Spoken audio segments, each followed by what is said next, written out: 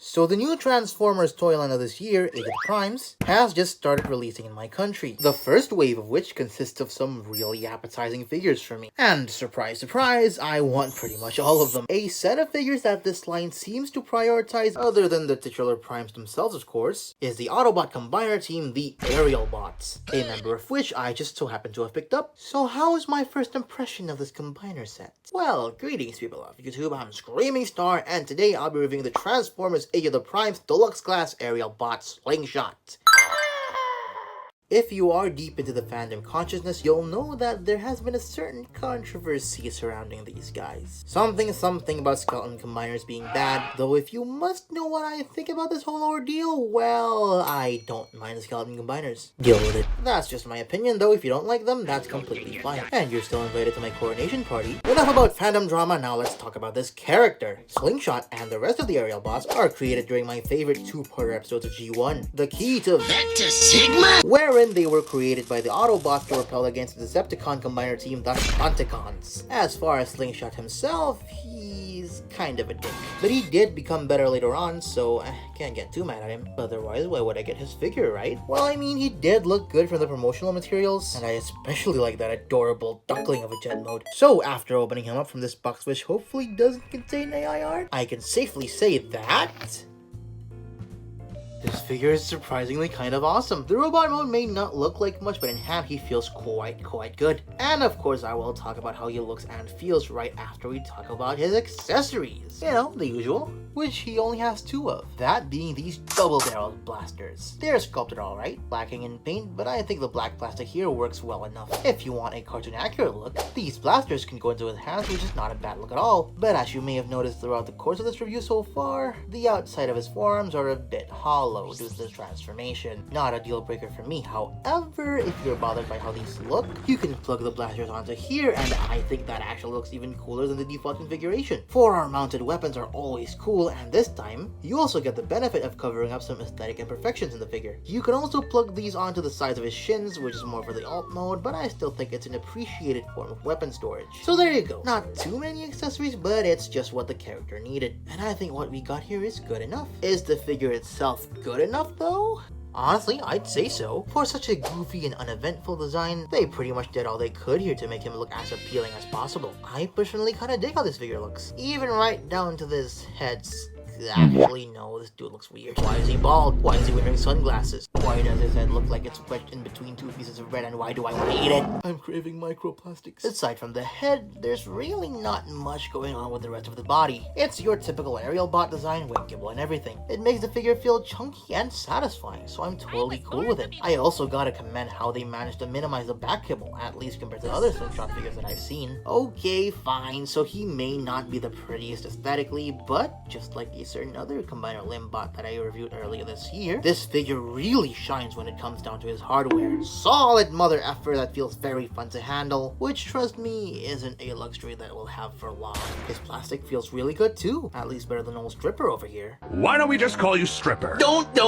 They've definitely maintained the plastic quality from Legacy, something I'm very thankful for. And really most of my enjoyment of this figure comes from the fact that he's just so fun to pick up and mess with, not to mention fun to pose. The posability here is standard for a deluxe class figure, but that's still pretty damn good. The head is on a pretty darn expressive ball joint, obviously can look all over the place. Shoulders can rotate 360 and they can move out, but it's on a trigger happy mechanism, which is for the transformation, and I can excuse that. And it actually just kind of makes his shoulders look more dynamic anyway, so it's cool. Bicep swivels and double jointed elbows, which I absolutely adore. No wrist swivels, because his wrists are just flat planks, but hey, at least the guns here can rotate. Beautiful waist swivel. Legs can kick forward that far and back that far. He can do the splits. Thigh swivel. Single jointed knees. Bends a little too high up for my taste, but due to the engineering, it's fine. Toes and heels can move down. The wing kibble here can be positioned however you like, so if you want them facing forward, and that actually does make them look a little more sleek. It's a nice display option if you're that way inclined. And finally, you get the expected but always appreciated ankle pivot. So yeah, despite him not having the most special posability ever, he's still really fun to handle. He's also got some massive heel supports, which will help him stand when I get him to some really cool poses.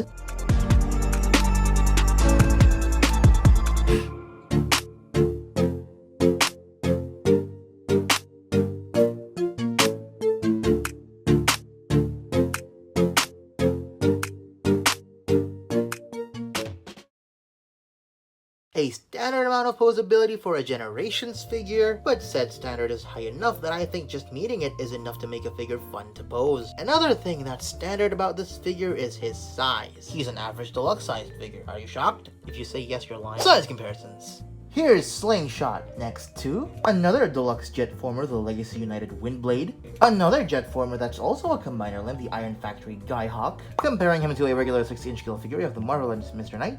And finally, here he is next to my only other official combiner member, the Transformers Legacy Dragstrip. Now that was a pretty solid robot mode, but if you think the figure has peaked there, well, I'd like to say that you'd be mistaken, because the transformation and the alt mode on this figure, ooh, they're nice.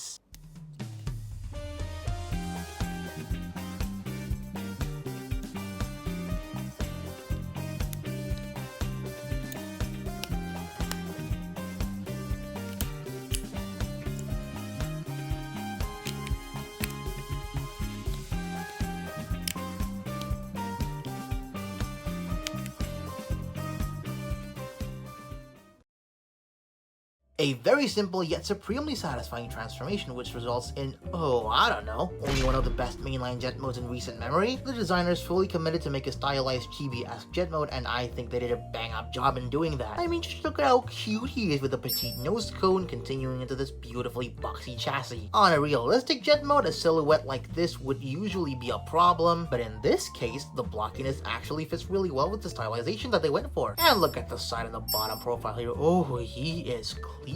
I assume it's partially due to the fact that his robot mode arms actually form a part of the chassis instead of contributing to the underside kibble. Lovely. And the deco work here, whilst fairly conserved, is quite lovely as well. I'm especially digging these stripes on his wings. Be careful with these though, since the paint could chip a little. At least the construction is still solid, making him as swooshable as any other good Transformers jet modes. All in all, it's a fantastic alt mode to accompany a pretty good robot mode. Now let's get into the size comparisons once more, and we'll see how much I like this figure overall. Here he is next to Windblade, Skyhawk, Mr. Knight, and finally, Dragstrip. And there goes my review for the Transformers Age of the Primes Deluxe Class aerialbot Slingshot. Overall, I quite like this guy. He's a fun and simple toy that's just nice to play with. Nothing mind-blowing, but he gets the job done. And he serves as a very good first impression of this new toy line. You know I'll be reviewing more of these guys down the line, though I don't know if I'll get the full combiner team because Superion himself looks... Anyways, I totally recommend this figure if you're looking for a fun and simple deluxe, and especially so if you're a G1 fan. Help me please. And with all that being said, thank you so much for watching this video. What did you think of it? If you enjoyed it, leave a like, got something to say, leave a comment, and if you like my channel, feel free to hit that subscribe button. Farewell fellas, I'll hopefully see you all next time. Well, now that this little muffin is out of the way, let's talk about the real meat and potatoes of Age of the Primes, which is one of the Primes themselves. Actually, let's talk about two of them. Well, this is gonna be a doozy.